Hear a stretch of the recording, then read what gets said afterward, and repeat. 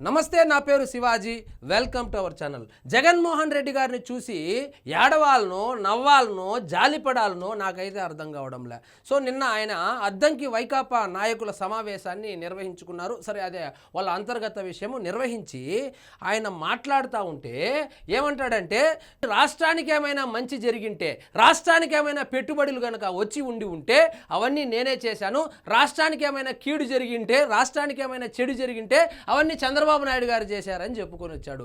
ఈయన Google data సెంటర్ని నేనే తెచ్చాను, ఆదానిని నేనే పట్టుకొచ్చాను, అదేవిధంగా మిత్తల్ స్టీల్ ప్లాంట్ ఏదైతే ఉందో అది నేనే తెచ్చాను, ఇప్పుడు ఆంధ్రప్రదేశ్లో ఉన్నటువంటి సంస్థలు ఏవైతే ఉన్నాయో అవన్నీ నేను తెచ్చినవే అని చెప్పుకొని వచ్చారు. సార్, నిజంగా ఈ స్క్రిప్ట్ ఎవరు రాసిస్తారో నాకైతే అర్థం కావడం లేదు. కానీ అరే, మనం ఏదైనా మాట్లాడితే జనాలు నమ్మేటట్లు ఉండాలే కానీ గాండ్రించి ముఖం మీద ఉమ్మేటట్లు ఉండకూడదు కదా. ఖచ్చితంగా నాకు తెలిసి ఈయనకి స్క్రిప్ట్ ఎవరైతే రాసిస్తా ఉన్నారో అతను ఖచ్చితంగా కోవర్ట్ అయి ఉంటాడు. సో ఈయన గూగుల్ తెచ్చాడన్నా, ఈయన ఆదాని తెచ్చాడన్నా, ఈయన మిట్టల్, ఇవన్నీ వద్దు, ఇంత పెద్ద సంస్థలొద్దు, అసలు ఈయన రాష్ట్రానికి పెట్టుబడులు తెచ్చాడు అంటే వాళ్ళ క్యాడర్ కూడా నమ్మదు. ఇవన్నీ కనుక నిజంగా తెచ్చి ఉంటే మనకి ఎన్ని సీట్లు వచ్చినాయి? ముఖ్యంగా వైజాగ్ సైడ్ మనకి ఎన్ని సీట్లు వచ్చినాయి? సో వచ్చింది 0 సీట్లు. సో ఈయన రాష్ట్రానికి వచ్చినటువంటి పెట్టుబడులు ఏవైతే ఉన్నాయో ఆ పెట్టుబడులు మొత్తం నేనే తెచ్చాను, మంచి జరిగిందంతా నేనే చేశాను, ఆ చెడు ఏదైతే ఉందో చంద్రబాబు నాయుడు గారు చేశారని చెప్పుకొని వచ్చాడు. ఇప్పుడు చూడండి, మిత్తల్ని రాష్ట్రానికి ఆహ్వానించింది నేనే. ఎప్పుడో దావోస్కి వెళ్ళాడంట, అది ఎప్పుడు వెళ్ళాడో నాకైతే తెలియదు. దావోస్కి వెళ్ళాడంట, వెళ్ళి ఆ మిత్తల్ వాళ్ళతో మాట్లాడి రాష్ట్రానికి రండి అని అప్పుడు పిలిస్తే, ఈయన అప్పుడు పిలిస్తే వాళ్ళు ఇప్పుడు వచ్చారంట. మరి 5 సంవత్సరాల అధికారంలో ఉన్నప్పుడు రాని వాళ్ళు ఇప్పుడు ఎందుకు వచ్చారు? సమాధానం ఉండదు. సో గూగుల్ ఆదానీలను తీసుకొచ్చింది నేనే. అద్దంకి వైకాపా నాయకుల సమావేశంలో జగన్ మిత్తల్ స్టీల్ను తానే తెచ్చినట్లు ముఖ్యమంత్రి చంద్రబాబు బిల్డప్ ఇస్తున్నాడని మాజీ ముఖ్యమంత్రి జగన్ విమర్శించారు. మీరు సంస్థలు తేవడం కాదు, మీ దెబ్బకు ఎన్ని సంస్థలు పారిపోయాయో ఒక లిస్టు తీయండి. ఆ లిస్టులో మీ అంతెందుకు అమర్ రాజాని తరిమేసింది ఎవరు? కియా అనుబంధ సంస్థలను అనంతపురంలో పెట్టకుండా చేసింది ఎవరు? జాకీ పరిశ్రమను తరిమేసింది ఎవరు? వీళ్ళ కింది స్థాయి నాయకులు, ఎమ్మెల్యేలు, ఎంపీలు ఎవరైనా కంపెనీ పెట్టాలని వస్తే పర్సంటేజీలు అడగడం చూసి వాళ్ళు అడిగే పర్సంటేజీలు ఇచ్చుకోలేకుండా, సో ఆంధ్రప్రదేశ్లో పెట్టుబడులు పెట్టడం కాదు, ఆంధ్రప్రదేశ్ అనే పేరు చెబితేనే పెట్టుబడిదారులు పారిపోయే వాళ్ళే.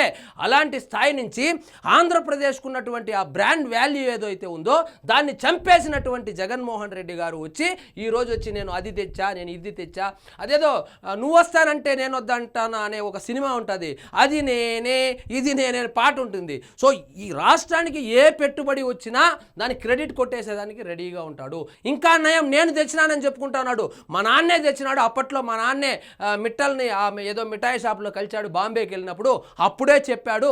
అప్పటి నుంచి వాళ్ళు డబ్బులు రెడీ చేసుకొని ఇప్పుడు వచ్చినారని చెప్పలేదు. సో మీరు నిజంగా మీకు చిత్తశుద్ధి ఉంటే మీ హయాంలో ఎన్ని కంపెనీలు వచ్చాయి, ఎన్ని గ్రౌండ్ అయ్యాయి, ఎన్ని ఆపరేషన్స్ మొదలు పెట్టాయి, ఒక శ్వేతపత్రం మీరు విడుదల చేయండి చూద్దాము. ఇవన్నీ ఎందుకండి? చిన్న జనరల్ లాజిక్. నువ్వు చెబుతా ఉండేటువంటి కంపెనీలన్నీ నువ్వే తెచ్చి ఉంటే దాన్ని జనాలు నమ్మేటట్లు ఉంటే మనకు 11 సీట్లు ఎందుకు వస్తుంది జగన్మోహన్ రెడ్డి గారు? సో మీరు ఏ విధంగా ఆ కంపెనీలను, ఏ విధంగా మీరు పొల్యూషన్ పేరుతో అమర్ రాజా లాంటి ఫ్యాక్టరీని కేవలం పొల్యూషన్ అనేటువంటి ఒక బూచీని చూపించి ఏ విధంగా పక్క రాష్ట్రానికి తరిమేశారో అందరూ చూశారు. పెట్టుబడులు పెట్టాలంటేనే భయపడి పారిపోయేలాగా చేసినటువంటి హిస్టరీ ఉన్నటువంటి మీరు ఈరోజు వచ్చి నేను అది తెచ్చా ఇది తెచ్చా అంటే ఎవరు నమ్మరు సార్. మిత్తల్ స్టీల్ను తానే తెచ్చినట్లు ముఖ్యమంత్రి చంద్రబాబు బిల్డప్ ఇస్తున్నారని మాజీ ముఖ్యమంత్రి జగన్ విమర్శించారు. సో మీరు ఆ మిత్తల్ వాళ్ళు నిన్న శంకుస్థాపన సభలో ఏం మాట్లాడారో మనకి ఇంగ్లీష్ వచ్చు కదా, అవి వినండి. ఎవరు ఏ విధంగా అప్రోచ్ అయ్యారు, ఎందుకు ఇక్కడికి రావాల్సి వచ్చిందని వాళ్ళే స్వయానా చెప్పారు. ఇప్పుడు ఇంక వాళ్ళు కూడా అబద్ధాలు చెప్తారు. వాళ్ళ దగ్గర కూడా చంద్రబాబు నాయుడు గారు అబద్ధాలు చెప్పించగలిగినటువంటి ఆయన అంత చాకచక్యం ఉన్నటువంటి వ్యక్తి అని చెప్పినా కూడా చెప్తారు వీళ్ళు. ఇంకా అద్దంకి నియోజకవర్గ వైకాపా ప్రతినిధులు నాయకులతో బుధవారం ఆయన తన క్యాంపు కార్యాలయంలో నిర్వహించిన సమావేశంలో మాట్లాడారు. 2022లో నేను దావోస్కు వెళ్ళినప్పుడు అక్కడ ఇదే మిత్తల్ వాళ్ళు నన్ను కలిశారు. కర్నూలులో గ్రీన్కో ప్రాజెక్టులో 4,800 కోట్లు పెట్టేందుకు ఎస్ఆర్ స్టీల్ను కొని 1000 కోట్లతో దాన్ని విస్తరించేందుకు నా సమక్షంలోనే ఒప్పందాలు చేసుకున్నారు. అదే సమయంలో ఇక్కడ చూడండి, అంటే అవన్నీ చేసుకుంటా ఉన్నప్పుడు ఎందుకు సార్ మీరు ఎందుకు మా ఆంధ్రప్రదేశ్కి రాకూడదని ఈయన అన్నాడంట. అయ్యి వస్తాంలే అని చెప్పినారంట. వచ్చే లోపల ఎలక్షన్స్ వచ్చేసాయంట. ఈ కథలు మీ వైఎస్ఆర్సీపీ వాళ్ళకు చెబితే, మీ క్యాడర్కి చెబితే నమ్ముతారు, కానీ జనాలు నమ్మరు సార్. జనాలు నమ్మలేదు కాబట్టే మనకు ప్రతిపక్ష హోదా కూడా పోయింది. నువ్వు నాశనము చేసి పోయినటువంటి రాష్ట్రము ఇప్పుడిప్పుడే బుడిబుడి అడుగులు వేస్తూ ఉంటే మళ్ళా నేనే తెచ్చాను, నేనే వస్తాను, అసలు నువ్వు వస్తావు అనేటువంటి భయం ఇంకా ఉంది వాళ్ళ ఇన్వెస్టర్లలో. ఈయన జగన్మోహన్ రెడ్డి గారు వస్తే ఎట్లా, మళ్ళీ వాళ్ళు 20% కమిషన్ అడుగుతారు, మేము ఇచ్చుకోలేము, మళ్ళీ మొత్తం విస్తరణ చేసిన తర్వాత మేము మళ్ళీ పక్క రాష్ట్రాలకు పోవాలంటే మా వల్ల కాదనేటువంటి పరిస్థితిని తీసుకొచ్చినటువంటి మీరు దయచేసి క్రెడిట్ కొట్టేటువంటి సాహసం అయితే చేయొద్దండి సార్. మీకు ఒక క్రెడిట్ ఉంది, ఏంటంటే ఆంధ్రప్రదేశ్ని అప్పులు పాలు చేసేసినటువంటి క్రెడిట్ తప్ప మనకు దేంట్లోనూ క్రెడిట్ లేదు సార్. ఇంకోటి, నాయకత్వ పటిమ చూపించే వారికి న్యాయం చేస్తాడంట. రాబోయే ఎన్నికలకు అసెంబ్లీలో 175 నుంచి 263 చూడండి, 175కే మన దగ్గర అభ్యర్థులు లేరు, 175కే మన దగ్గర ఇన్ఛార్జీలు లేరు. ఈయనంట దిగువ స్థాయి నాయకులను కూడా ప్రోత్సహిస్తాడంట. మనం దిగువ స్థాయి నాయకుల దగ్గర 25 కోట్ల రూపాయలు ఉండదు సార్. 25 కోట్ల రూపాయలు లిక్విడ్ క్యాష్ లేని వాళ్ళు లేచి వెళ్ళిపోండి అని చెప్పినటువంటి చరిత్ర మనది.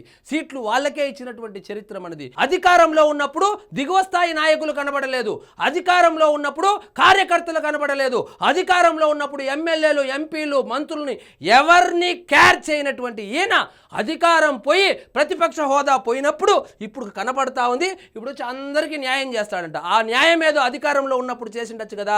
ఈయన మాట కనుక వింటే 25 నుంచి 50 కోట్ల బొక్క తప్ప ఇంకేమీ లేదు.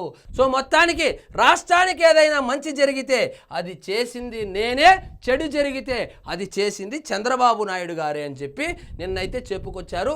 సో మొత్తానికి ఒక గెలిచిన కోడి నాది అనేటువంటి ఒక సామెత ఉంది. ఏ కోడైనా గెలిచే కోడి నాది, ఓడిపోయేది పక్కింటోడిది అన్నట్లు అట్లా తయారయ్యాడు జగన్మోహన్ రెడ్డి గారు. కాసుకోని ఉంటారు క్రెడిట్ కొట్టేసేదానికి. ఏదైనా చిన్న సంస్థ నుంచి పెద్ద సంస్థ వరకు ఏ సంస్థ వచ్చినా మేమే తెచ్చాము. అప్పుడు మా అన్న లెటర్ రాశాడు, రాజశేఖర్ రెడ్డి గారి ఆ హయాంలో నుంచే అది కంటిన్యూగా వస్తూ ఉంది. జగన్మోహన్ రెడ్డి గారు ఎప్పుడు అక్కడెక్కడో వెళ్ళినప్పుడు కలిసి చెప్పాడు. ఆ చెప్పడం వల్లే ఇప్పుడు వచ్చారు. ఎన్ని కథలు చెప్తుంటారు. జనాలు చూస్తున్నారు సార్. మీ కార్యకర్తలను మభ్యపెట్టవచ్చు గాక, జనాలేమి మరి అంత పిచ్చోళ్ళు కాదు సార్. జనాలు విజ్ఞతతో ఆలోచిస్తారు కాబట్టే మీకు ప్రతిపక్ష హోదా కూడా కోల్పోయింది. ప్రతిపక్ష నాయకుడిగా కూడా మీరు పనికి రారు అని చెప్పి తీర్పు ఇచ్చేసిన తరువాత ఇప్పుడు వచ్చి ఈ విధంగా ఏదో కవర్ డ్రైవ్లు వేస్తే ఏదో మీరు కార్యకర్తలను, నాయకులను కాపాడుకోవడానికి ఈ విధంగా మాట్లాడితే ఓకే, కానీ నిజంగా నేను తెచ్చానంటే ఎవ్వరు నమ్మరు సార్.